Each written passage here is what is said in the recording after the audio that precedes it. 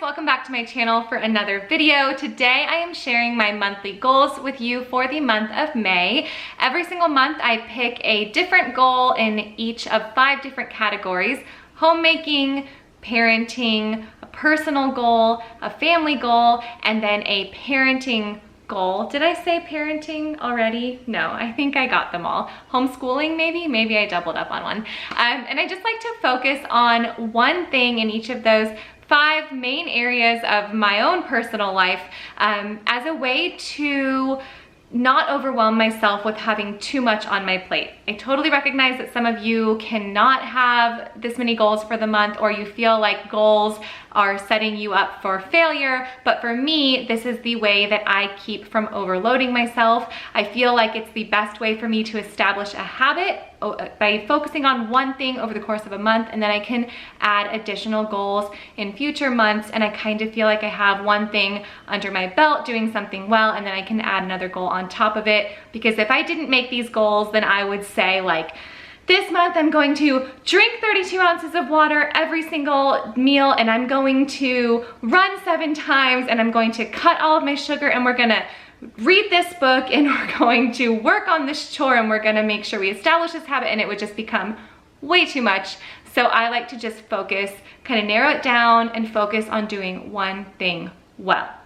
With that being said, here are my goals for the month of May. I've got summer on my mind. I'm looking forward to wrapping up this homeschool year and taking the month of June off. So here's what I have on my agenda for the month of May. Today's video is in partnership with Datebox, and John and I really love getting these boxes every month. Datebox is a subscription date night in a box. It comes with almost everything you need to enjoy a fun evening together in the comfort of your home. You can choose to open the box and gather the materials necessary if you want it to be a surprise, or you can lift up the packaging and see everything that's in the box, which is what I'm doing to show you guys what was in this month's box. So this month we received a cake pop and watercolor date night. This looks like so much fun. I cannot wait to do it. So it came with almost everything we needed, all of the supplies, besides a few things we needed to get from our kitchen, which we already had on hand. If you guys want to try Datebox, you can receive 50% off your first Datebox or $20 off other products on their website when you use the code Rooted in Rest, and I will link this down below if you are interested. Thank you so much, Datebox, for partnering with me again on today's video. I'm really looking forward to this month's date. All right, I'm gonna start with my homeschooling goal first. I had a hard time narrowing down what I wanted my homeschooling goal to be. I was thinking I want to get all of next year's curriculum ordered because we do start in July, so I don't have that much time. I decided I'm really just gonna stick it through and finish this year well before I start looking, so I'm gonna be kind of late to the game for myself next year. I've ordered a thing or two, but nothing major. So instead, my homeschooling goal is to take my older 2 kids using Language Well and Spelling Wisdom books, their curriculum, go through it, figure out where I want to be by the time we start the next school year, because we kind of just roll through curriculum being year-round homeschoolers. So by the time we officially start the next grade level in July, I want to just pick a starting place and then kind of backtrack and figure out how much of that I want to do over the summer and how much we need to get done over the next few weeks to be prepared for the next school year. So I know that means we're going to be doing a little bit more than usual, focusing a little bit more on that this month so that we don't have to do it every single day over the summer. But we definitely are not on schedule according to the way the curriculum is written, and we're not on schedule for my lax way of doing things either. For some reason, that's one that just slipped through the cracks this school year. We had a lot of hiccups this year in our school year.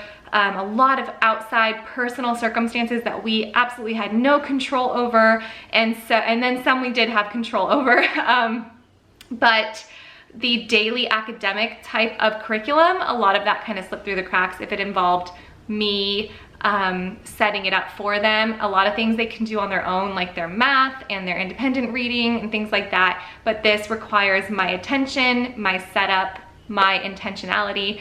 And so that's one thing that, I mean, we didn't drop it completely, but we definitely struggled through this year. I love the curriculum. I totally stand by it as being the best choice for our family, but we are behind. And so I want to just put some focus there, figure out how much I want to be doing over the summer, how much do I need to get done in the next few weeks with them, and reevaluate what I think our starting point should be for next school year. So homeschooling goal, making a language arts plan. My homemaking goal last month, I think, was, I don't know if it was my homemaking goal or my family goal, it was just family dinners.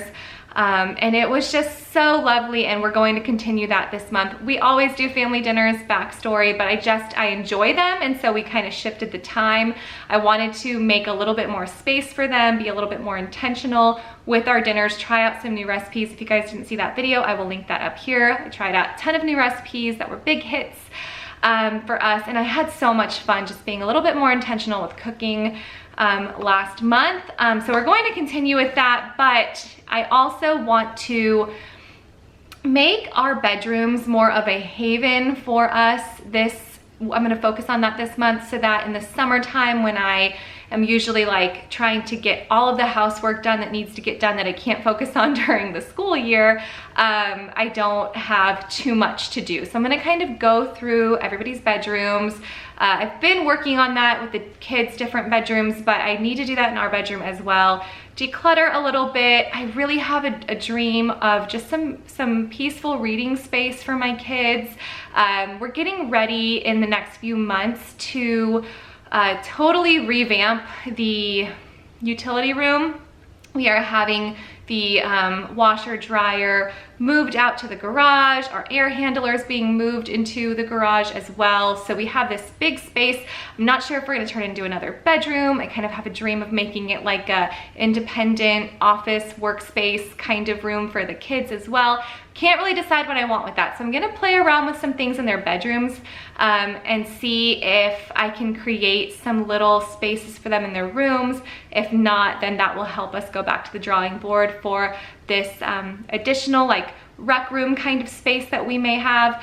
And I also just feel like there's not a lot of places for the kids to do their independent work, their quiet, their Bible time, their silent reading time.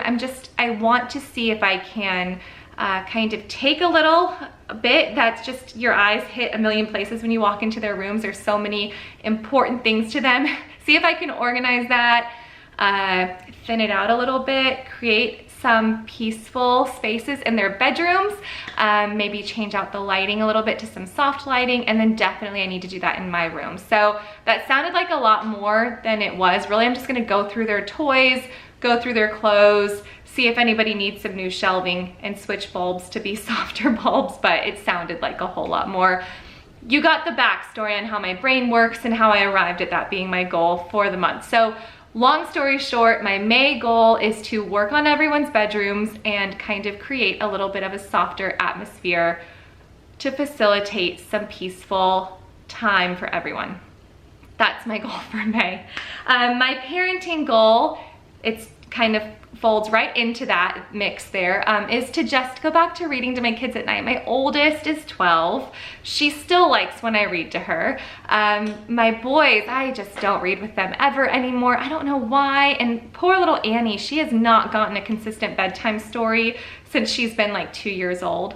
And that used to be one of my absolute most favorite things. When John used to work really long days, he wouldn't get home until like 10 or 11 at night. And I would always just look forward to bedtime because I knew I could finish well. I could read them a bedtime story. I would read each of them an individual bedtime story. I'd do a devotional with them, then read to them individually, spend a little heart-to-heart time. And that's not been our schedule for years now, for the majority of Annie's life, and I've just gotten out of that habit. I have help. He helps so much in the evening. He pretty much does their evening routine, and I am just kind of let myself mentally check out by the time that everyone's teeth are brushed. And so I just want to have that little time with them in the evenings. I think it's so important. I don't think you're ever too old to need to spend some time with your mom before you go to bed. So, well, maybe you get a little too old for that when you're like married, but I still call my mom before I go to bed. Anyway, so I just want to spend some time reading to them praying with them and having a little bit of heart-to-heart time before they close out their evenings. I'm not gonna put pressure on myself to do this like 7 days a week. I know this is one thing that life will certainly get in the way of, especially the end of the school year, dance recital, karate belt testing, sports games, activities, performances that, you know, kind of pop up in May and June. But if I can at least put some focus on that during the weeknights, I think that that will be good for all of us. So that is my own personal parenting goal for the next month. My family goal, I didn't consult anyone on this, I just decided it was our family goal, is to try to spend some beach time together every weekend.